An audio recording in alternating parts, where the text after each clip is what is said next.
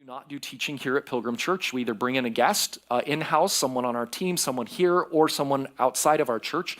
Originally, I had a pastor friend of mine, but they had a big relocation situation that came up in their building, and so that stepped out, and I thought, well, I can jump in. We have Andres scheduled later on as well, but we have two people who are in full-time ministry who are part of our church, and I'm trying to pull them out in their giftings in our congregation more and more when they're willing, but they're very reticent and tell me, no whenever they feel like it. But I try, and this year we've got both of them slated at one point, and I asked, hey, to one of them, could you step up your time? I know this is more quick. We had this email exchange probably like 2 weeks ago or 3 weeks ago now, and he was willing to do that. So this morning, we are honored again for the second time here at Pilgrim to have Felix Chan share the teaching today.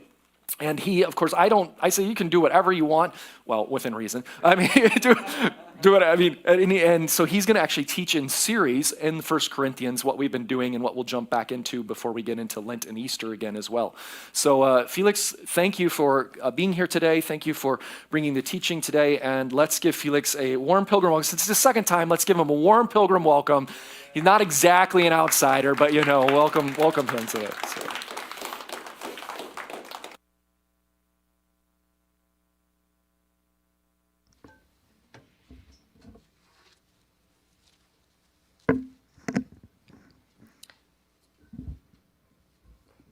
Thanks very much, Shell. Fun fact: the friend that Shell had invited previously was my old boss. So again, I'm still picking up after his mistakes. I'm just kidding. Shout out to John Howe. No, he's a good man. He's a good man. Pastor at Reality Church. Good morning, everyone. If you haven't a chance to get to meet myself, my wife Jessica and I, we work with Power Change, a campus ministry. And so we've been there the past 10 years at UBC and SFU. So usually we preach to students, so back in church context, I just reduced the level of memes by 100%. Sorry about that. Kids are back there, so if there's any yelling or screaming, just blame me in my parenting. Now, Michelle's done a tremendous job the past few weeks walking us through the book of 2 Corinthians, and so I won't rehash everything, but just to give us some good context. So Paul, he had planted this church amongst Corinthians, and everything was going really well. People were growing, coming to faith, and then at some points there was these super apostles who came in all eloquent and steering them away from following the gospel message. And over time, this church, they rebelled. And Paul finds out about this through Timothy and other means. And so he shows up in Corinth in person to correct this false teaching. And for what we read, it was not an easy visit. As I imagine there was a lot of perhaps challenges and arguments and whatnot.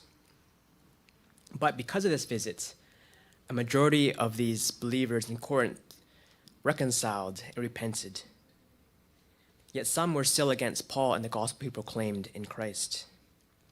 And so this letter of 2 Corinthians is a challenge and also an encouragement to the church.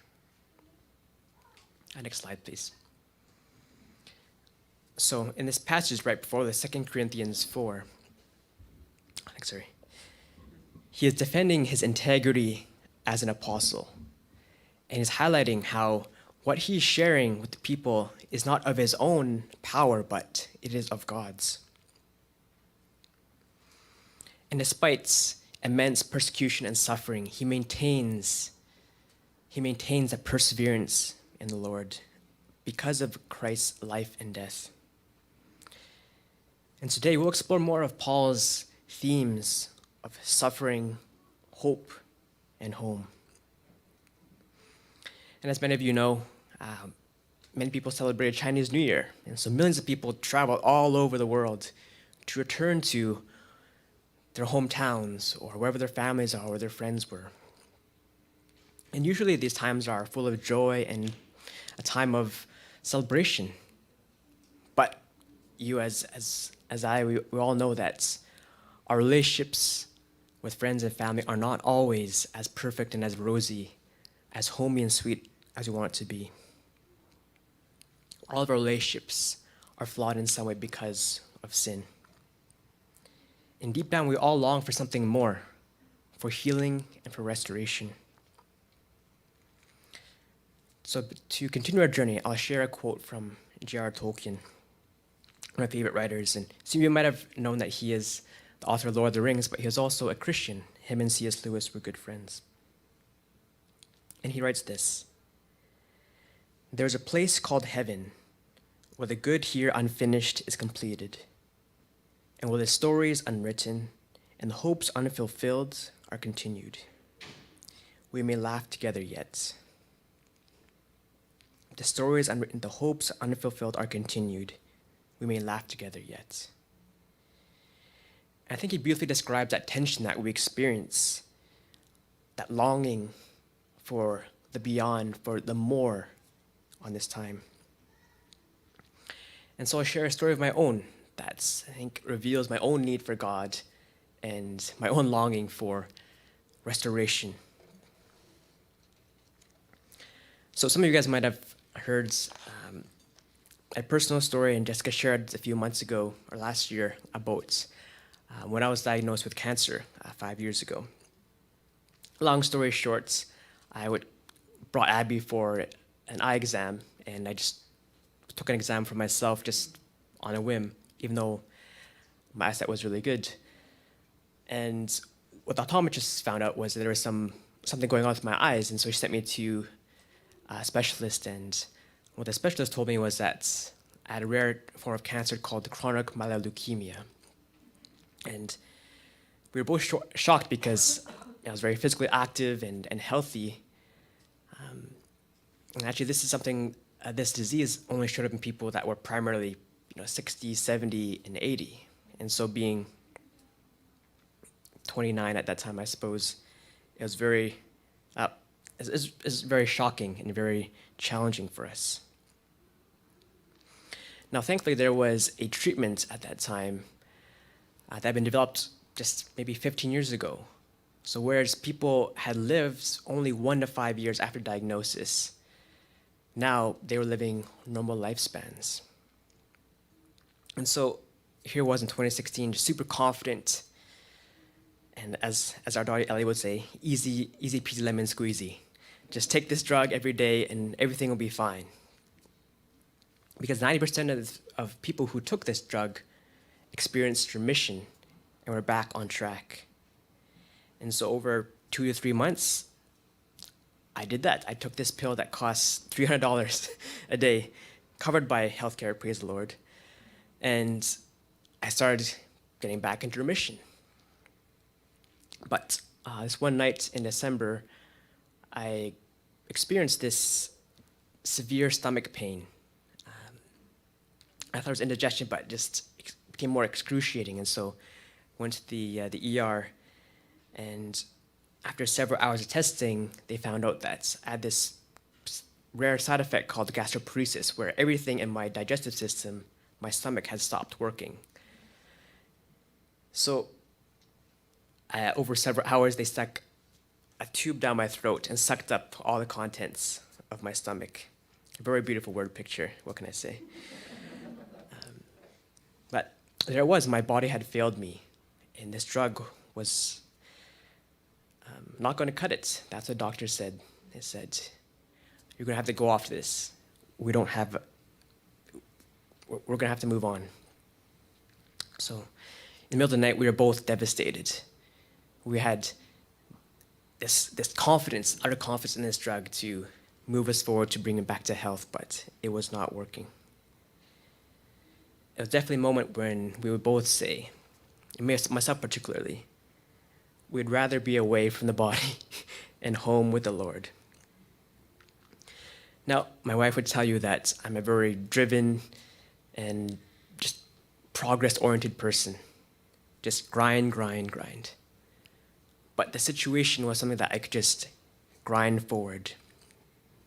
Now, I couldn't say that I was contemplating suicide at that time, but I did wonder about how to escape this uncertainty and this pain.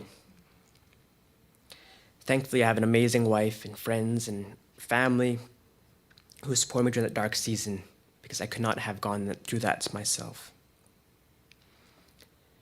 I can imagine that. Sorry, I should just backtrack. Fortunately, praise the Lord, there's another drug. So I'm alive here today, as you can see. Sorry, should probably finish up that story. And the honest truth is that this is kind of an experimental drug. So I am in remission, but we don't know what the future holds for the next 10, 20, 30 years. To keep trusting in God for each day. And now I don't know if you're walking through cancer as well, or you've had some other circumstance of pain and suffering. But I think we can all experience that longing for escape and for a sense of the home, the future restored bodies. And the idea, the reality of death is hard to understand, whether we've been living for a long time, whether we've been Christians for long or aren't walking with faith yet. Yet our passage today will offer a glimpse of that hope and that look into what does life and death, resurrection mean from a gospel lens. So through chapter 4, if you're going to go to the next slide, actually. That was the optometrist who helped save my life. So Marple Optometry in Granville, highly recommend if you have any any challenges. Just next slide, please. So chapter 4, we see this glimpse of what Paul talks about, the contrast of life and death, here and the future, the temporal and the permanent. So read that for us. Chapter 4, verse 16 to 18. Therefore, we do not despair, but even if our physical body is wearing away, our inner person is being renewed day by day. For a momentary, light suffering is producing for us an eternal weight of glory far beyond all comparison. Because we are not looking at what can be seen, but at we are looking at what can be seen, but what cannot be seen. For what can be seen is temporary, but what cannot be seen is eternal.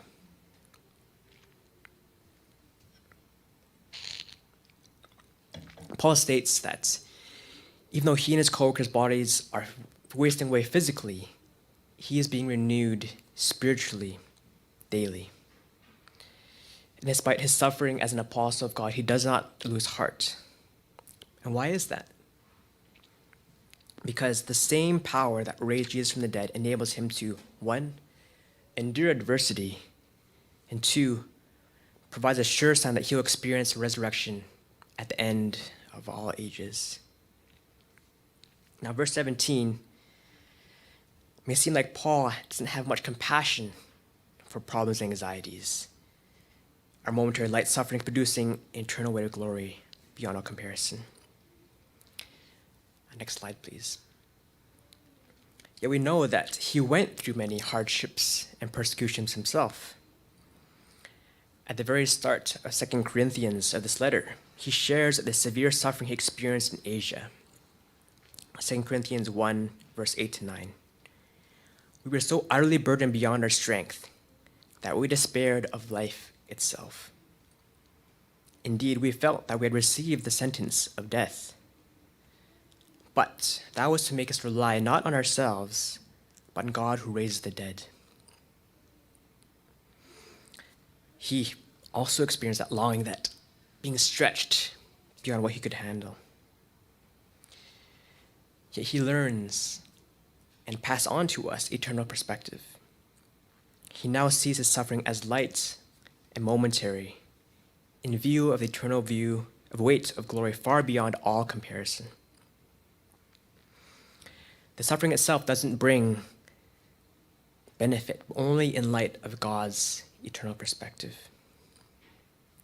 Actually, I just really like that song that Andres and the team led with great faithfulness. Strength for today and hope for tomorrow. And so Paul shares more about that tension in chapter 5. Next slide, please. 2 Corinthians 1-5. For we know that if our earthly house, the tent we live in, is dismantled, we have a building from God, a house not built by human hands, that is eternal in the heavens. For in this earthly house we groan, because we desire to put on our heavenly dwelling. If indeed, after we have put on our heavenly house, we will not be found naked.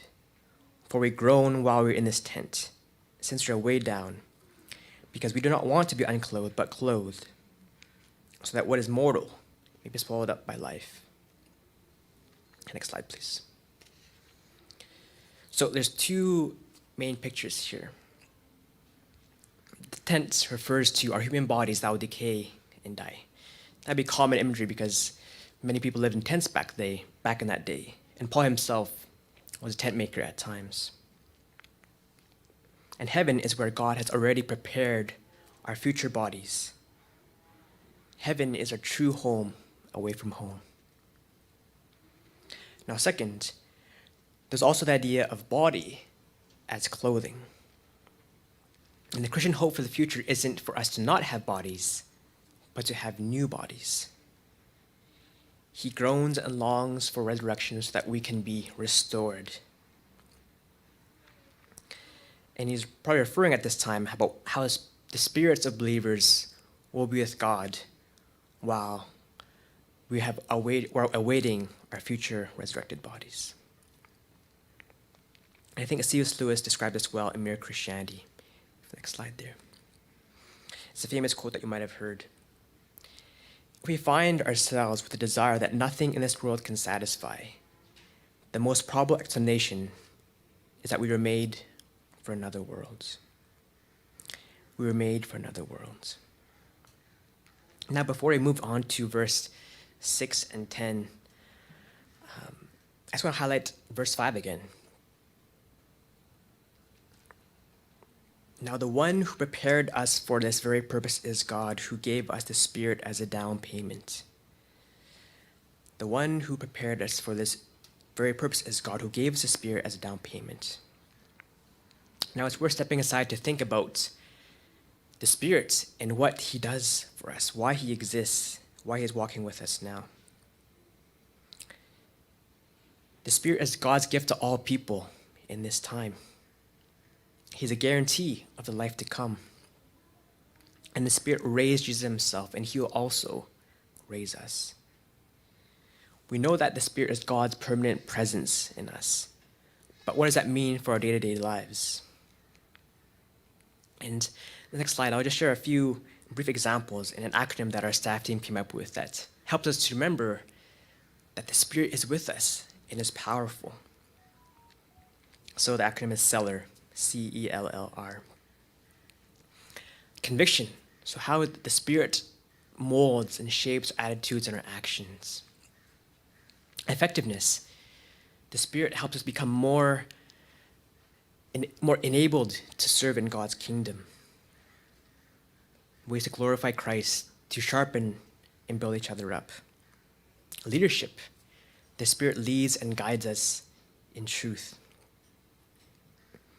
Life, the Spirit gives us His fruits, love, peace, joy. And relationship, the Spirit helps us to experience our adoption as children of God, as sons and daughters. I'd love to spend more time, but I'm sure we will in the future. So moving on from this brief look at that Spirit that resides within us. And next slide, in verse 6 and 7. Therefore, we are always full of courage. We know that as long as we are alive here on earth, we are absent from the Lord. For we live by faith, not by sight. Paul means that when he dies, though his physical body will be buried here on earth, he expects that his soul or spirits will go immediately to the presence of Christ and will stay in that condition until the day of resurrection. And next slide. in verse 8 and 9 and 10. Thus, we are full of courage and prefer to be away from the body and at home with the Lord. Again, that theme of we're here, we long to be with God, but we are here still. So then, whether we are alive or away, we make it our ambition to please him. For we must all appear before the judgment seat of Christ, so that each one may be paid back according to what he has done while in the body, whether good or evil. This next slide. Here are the ruins in Corinth of a judgment seat. So you can imagine crowds assembled to hear the decisions that were made. Not like a courthouse where it's more a selected amount of people who would be there, but this is anyone could go there to be a witness to the proceedings. And some context, the commentator Drew the Deal writes, the judgment seat was a tribunal bench in the Roman courtroom where the governor sat and rendered verdicts. Paul is emphasizing that present-day actions have eternal consequences. All Christians will appear before the eternal judgment seat of Christ to receive what is due them for the deeds they've done in their earthly life. And I think that is a fruitful and a needed challenge. I know sometimes I can just rest and, okay, I am with the Lord now. I am forgiven. And I feel like, I have some license to do whatever I want. Not really. We are still accountable to God. And that's why we have a Spirit to sharpen us, to lead us. And there's also a parallel in 1 Corinthians 3, verse 12 to 15, as in 2 slides over. Actually, maybe I don't have that. My bad. I'll just share this briefly. Paul writes, each one's work will become manifest, for the day, judgment day, will disclose it, because it will be revealed by fire. And the fire will test what sort of work each one has done. If the work that anyone has built on the foundation survives, he will receive a reward. If anyone's work is burned up, he will suffer loss, though he himself will be saved, but only through fire. Now, to be clear, we are already justified by faith. We're given a new life through faith by the death and resurrection of Christ. The writer N.T. Wright says, the future verdict is brought forward into our present. So all our stewardship, all of our service, what we do in this life will be judged. But our position as forgiven sons and daughters, that is forever. So, what does this mean for us today? And how does this passage apply to our lives? And one of the challenges that we experience when we read Scripture is it becomes do's and don'ts, a behavior change, and trying to shift to become a person that's a little more spiritual, perhaps. We end up just with do's and don'ts like, don't be worried, don't be afraid, overlook the suffering. Yet as Christians, it's important to realize that God put these passages here not to just direct us to behavior, but to point our hearts to the hope and security that is found only through Christ. Now it's just 2 questions that will help us identify what was true then in Paul's time, but also true for us now. So first, how does this passage reveal our tendency to respond with discouragement instead of trusting in the guidance of Jesus? When life's challenges hit us, are we quick to respond with, I trust in God? I know it's not always the case for me. I ask and cry out to God, are you in control? Are you still with me? I look at the world sometimes and like, are you still with us? And shout out to my wife, she referred me to this passage in Matthew 16, verse 21 to 23. It's a short passage, so I'll just narrate it for us. And this is near the end of Christ's ministry. He says, the passage says, "From that time on, Jesus began to explain to his disciples that he must go to Jerusalem, suffer many things at the hands of the elders, the chief priests, and the teachers of the law. He must be killed, and on the third day he will raise to life." In verse 22, it says, "Peter took him aside and began to rebuke him. 'Never, Lord,' he said. 'This shall never happen to you.' And Jesus, he turns to Peter and says, 'Get behind me, Satan. You are a stumbling block to me. You do not have in mind the concerns of God, but merely human concerns.'" Peter completely misses the point. He misses the essential part that Jesus would be raised from the dead. He says, "Never, Lord, never will this happen to you," meaning the suffering and the death. Jesus doesn't call Peter Satan, but he sees the work of Satan in Peter's heart. Satan would have his only focus on what we can see, our suffering and our death now. And Satan would have us forget the reality of the resurrection. And perhaps Peter was overcome with fear for his friend and master, and probably fearful for himself, as we see later on when he betrays Jesus. And if I'm honest, I probably would have said something similar. Resurrection would not compute in my feeble brain. And my wife would say something similar of my cancer diagnosis, something similar to what Christ was told by Peter. And sometimes we can only see the suffering and the death and the uncertainty. But what we have to remember is the reality of the resurrection that changes everything for us. We have an amazing gift. We know that Christ has been raised from the dead. He will also raise us by his Spirit, and he will bring us to our real home, away from this temporal home. Now, second question: how does this passage inspire me to gain an eternal perspective through Jesus? I'm reminded how amazing it is to have the Spirit within us, and to remember that the Spirit is renewing me day after day, no matter what happens to me physically. And now, I don't think it's helpful to marginalize our difficulties or our sufferings, but I think perhaps it's useful for us to consider that question. In light of all eternity, what is the real challenge for me in this suffering right now? How will this challenge affect me in light of eternity? I want to drive this home with 2 application points.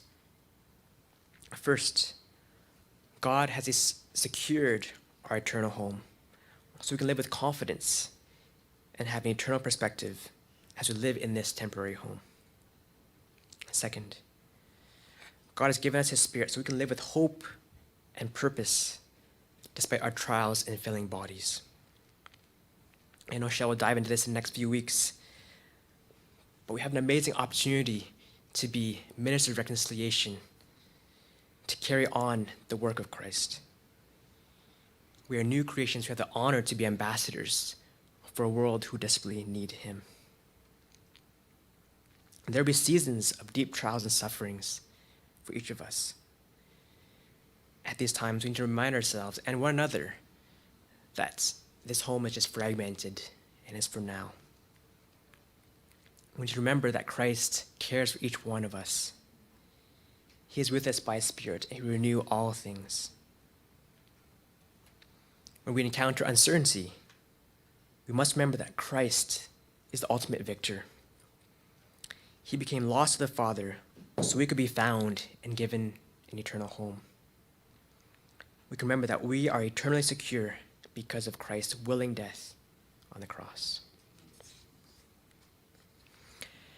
And I'll invite the worship team up as I close. And Paul writes these powerful words in 1 Corinthians 15, verse 5. "Death is swallowed up in victory. O death, where is your victory? O death, where is your sting?" Matt Maher turns this into a powerful song called "Christ is Risen." that has encouraged me deeply in many seasons. And I'll share some lyrics that will be up here as well. Christ is risen from the dead. We are one with him again. Come awake, come awake. Come and rise up from the grave. O death, where is your sting? O hell, where is your victory? O church, come stand in the light. The glory of God has defeated the night. May you remember that Christ is risen and that he is our hope in every season. Let me pray for us. Father, thank you that no matter the season, you're with us by your Spirit. I thank you for the work of Jesus that has enables us to see beyond our current trials. I thank you for our future home. Lord, I pray for each of us as we live in this temporary home. Help us to point one another to the comfort we have through you. Help us trust in you each day, Lord. In Christ's name.